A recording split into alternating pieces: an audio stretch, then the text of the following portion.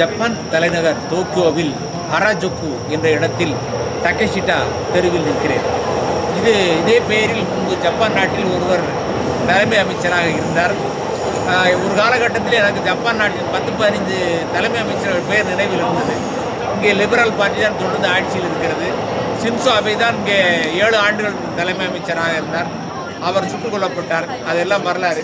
இந்த டகேஷிட்டா தெரு நமது தியாகராயர் ரெங்கநாதன் தெரு போல அயல்நாட்டு பயணிகள் எல்லாம் இந்த தெருவுக்கு வருகிறார்கள். இங்கே சின்ன சின்ன பொருட்கள் குறைந்த விலையில் கிடைக்கும்.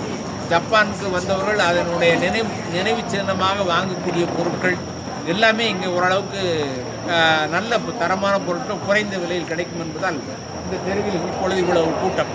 இதே போல் ஜப்பானில் அக்கிஹாபாரா அங்கே மின்னணு பொருட்கள் சந்தை இருக்கிறது.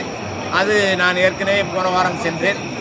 அடுத்து கின்சா தெரு எம்ஜிஆர் உலகம் சுற்றுவாரின் படத்திலே அந்த கின்சா தெருவுடைய அழகை காண்பித்திருக்கிறார்.